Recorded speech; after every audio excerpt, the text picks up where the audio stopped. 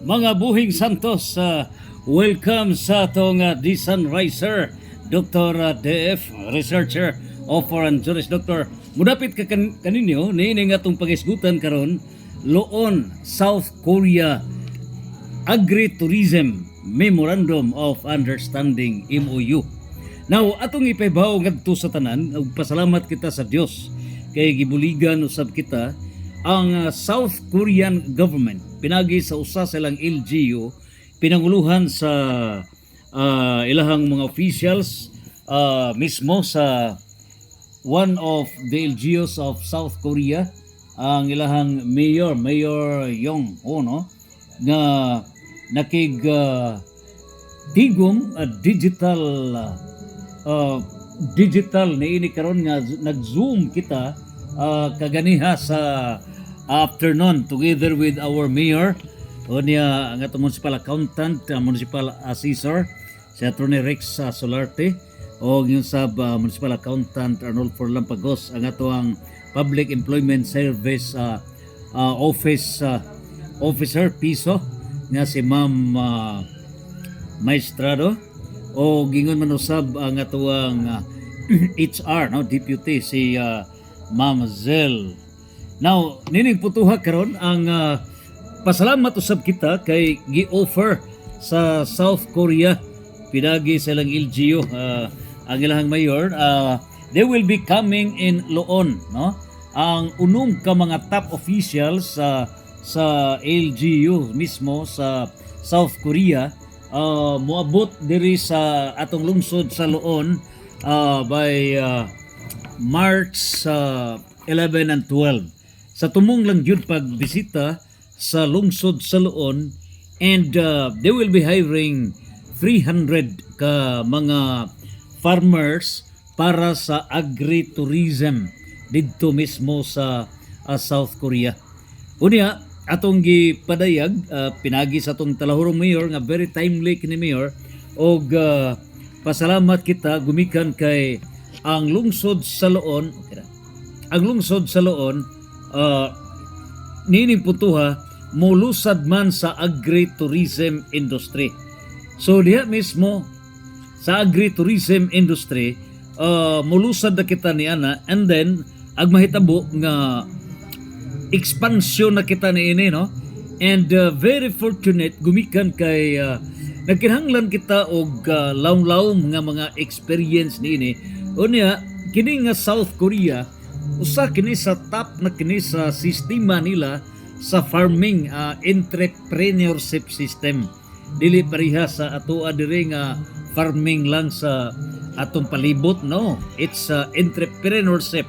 So pila ka hectares, no, nga dinagko kini nga mga farming, mga taas usab silang mga teknolohiya. So paminaw na to sa tuang pagtigom og kini si Lorna, ang ako ang agaw igtag sa mo ni president sa ilahang civil society organization, no, nga mao say nag-hire para sa mga workers na very guwapo ang sistema didto, ngano ba, tungod kay ang gobyerno mao may mupataliwa just like Bayugan City, mao na mupataliwa. Ang dinahitabo ni ini mao nga ang gobyerno mao'y nakig-transact sa gobyerno sa lungsod sa Loon. In fact, bawal ang deduction sa mga empleyado. Dili pwedeng iagi og mga ahensya. No, dili pwede.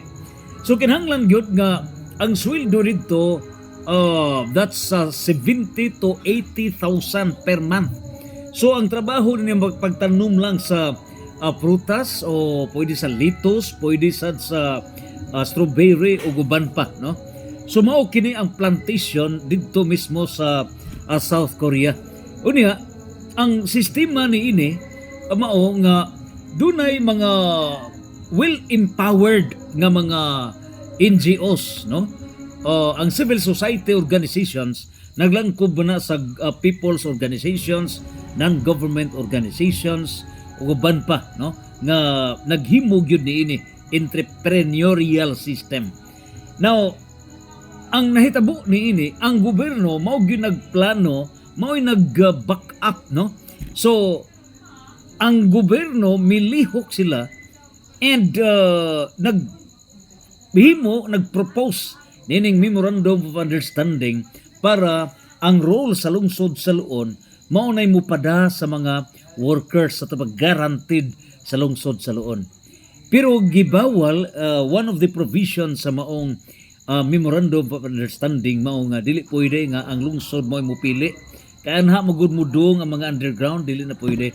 Sila gid mismo mo'y mupili pero mo endorse lang kinsay mo pasar niya na. So they will be coming March 11 to 12. So it's 11 Merkules sa kahaponon moabot and then morning sa Luon para pag-signing na actual na signing mua and then mahitabo niini ang formalities na para gyud nga ilusad. So very swerte na kay its transaction from Luon with foreign country, South Korea, na fortunate. So niya ang ato ang pakig-dialogue, meeting, mubo lang kaayo, no? Pero na may MOU na pasa na daan, o niya confirmation lang no sa mayor niya kini ang manghod sa kanhi majority floor leader sa lungsod sa Luon nga si Lorna. So niya ang maong pag confirmation, no? And there was a signing nini karon nga digital nga signing sa Memorandum of Understanding, no? So ato ning padakan ang maong a voice. 대한민국의 법과 필리핀의 법령을 준수하며 가장 안전하고 모범적인 상생 모델을 만들어 가고자 합니다. This agreement goes beyond simple labor support. It is built on trust between our two countries. We are committed to complying with both Korean and Philippine laws to create a safe and exemplary model of win-win cooperation.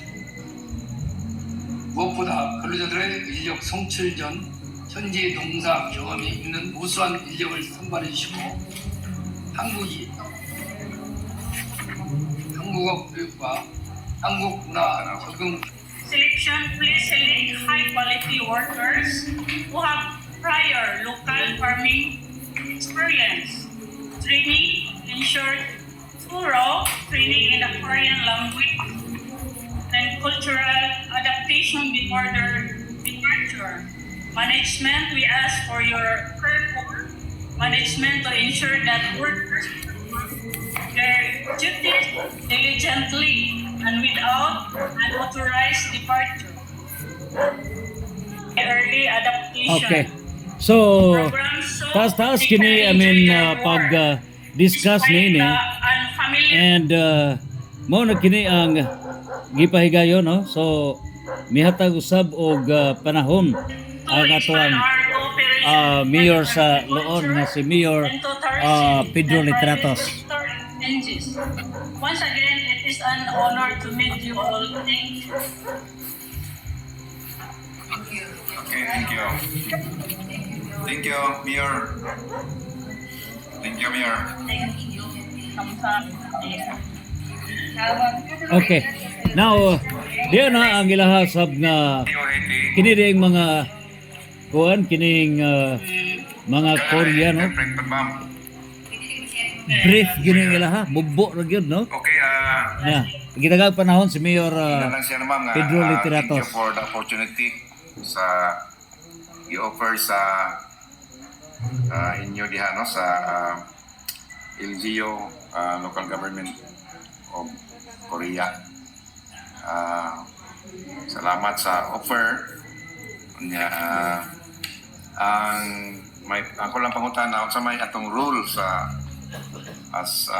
sa local government unit sa atong mga qualified seasonal workers.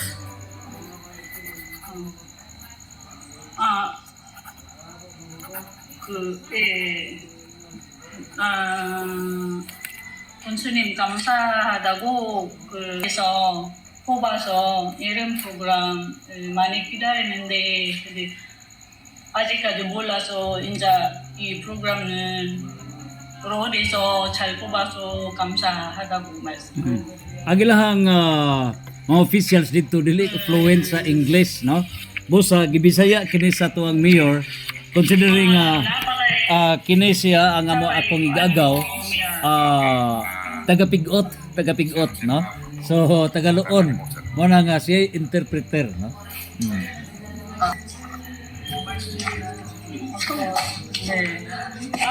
May ano siya sabi Okay. itong sa mga rules. Yes, sa LGU. Yes.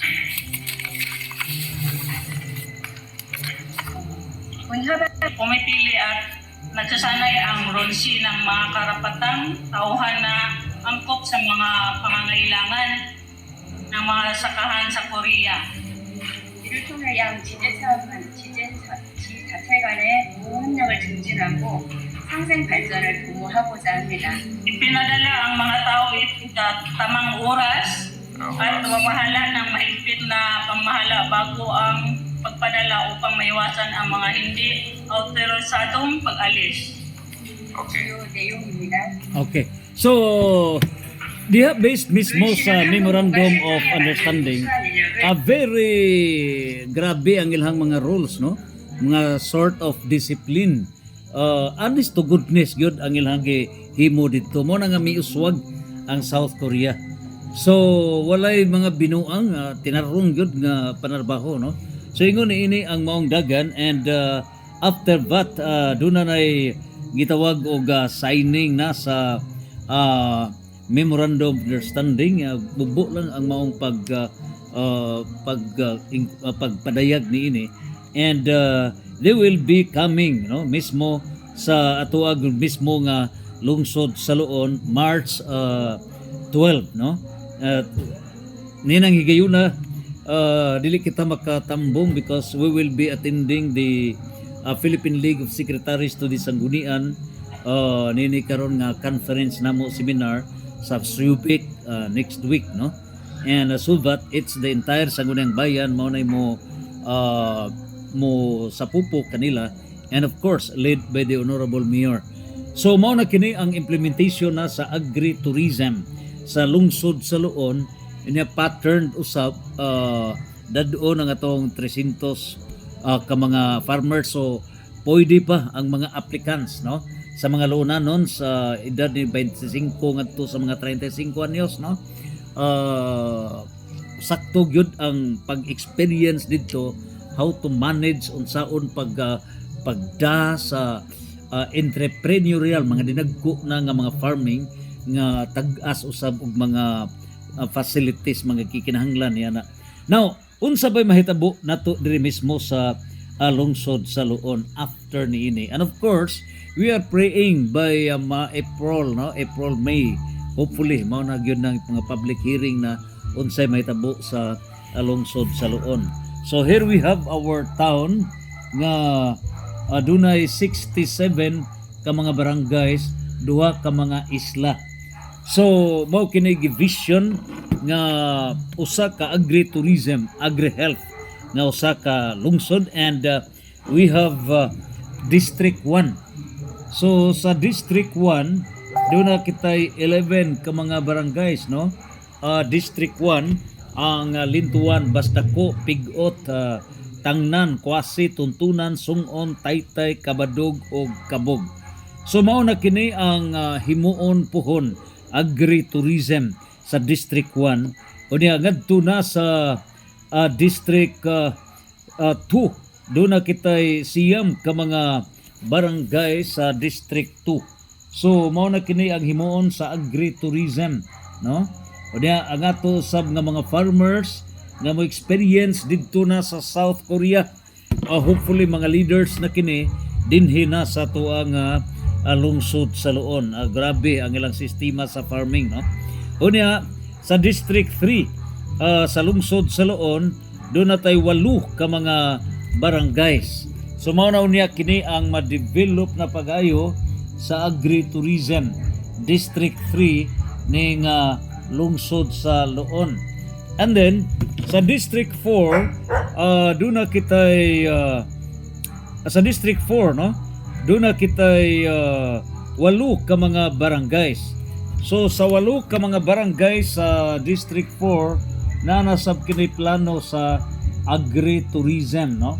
Sa 8 ka mga barangay sa District 4. Unya sa District 5 duna kitay siyam ka mga barangays sa District 5 nga niya nasab kini ang plano alang sa agritourism sa District 5, no? Agritourism sa District 5 pagpahiluna gyud kini, no? Very systematic na puhon sa planning. And then sa District 6 duna kitay 8 ka mga barangays sa District 6 sa centered na sa Kantaungon, no? So mao kini ang District 6 agritourism nining lungsod sa Loon. So fortunate kay nga lagi mayor mismo mao ginaguna niya mga top 6 officials dito sa LGU sa South Korea. Niya MOA with the Republic of the Philippines through LGU Loon. Sa tibok Pilipinas, duhara ka LGU ang gipili sa South Korea.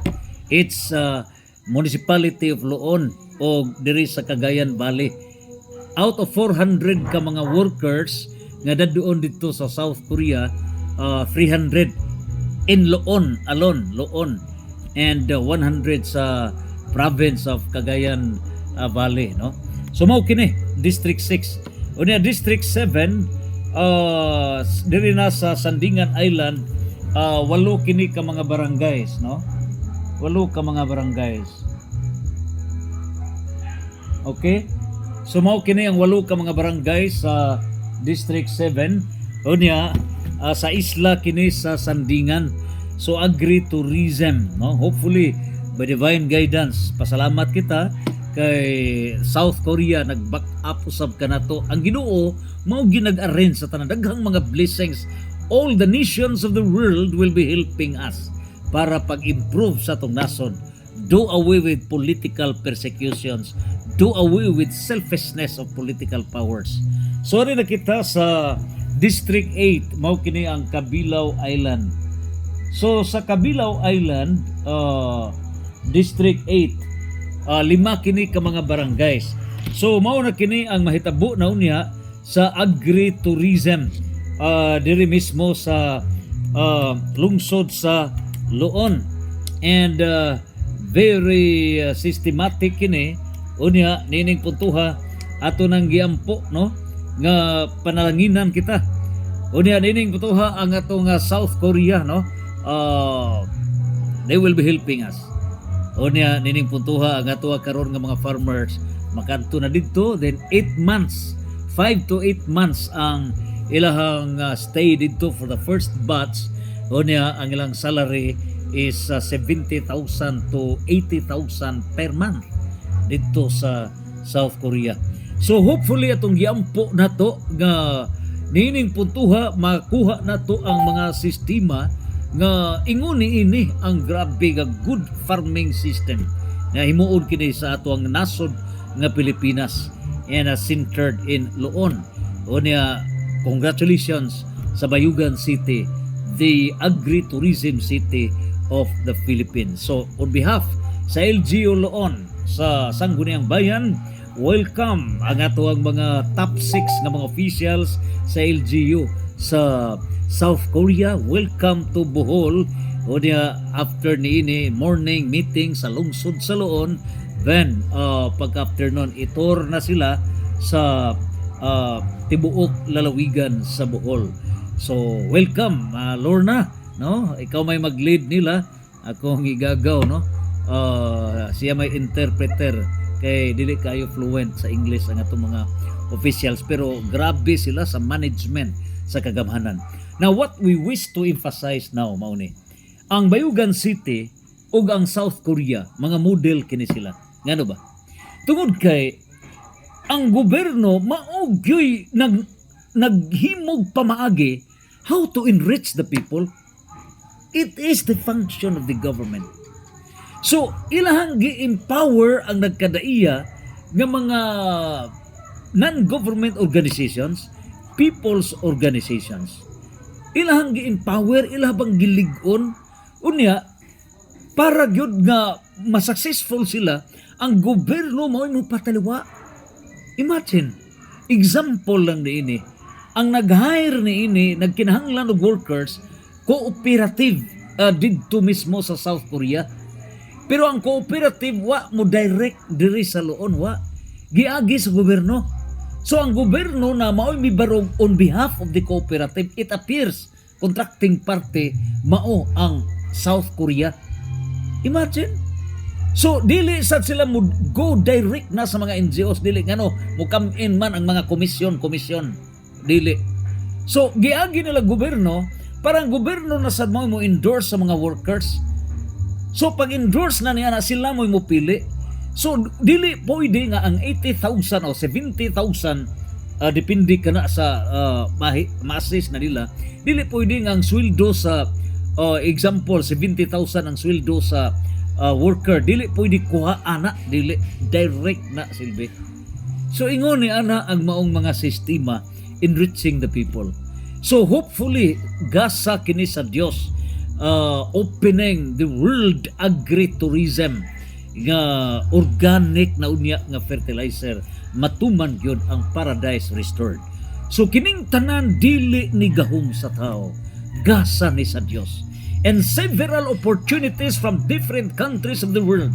Gumikan kay naa kana sa Isaiah chapter 60 verse 9, 10 to 11. Ang mga foreign powers, mga foreigners moanhi kini sa nasod o di mutabang kana busa mahitabo na unya. So magpaubsanon, madanihon, loon madanihon.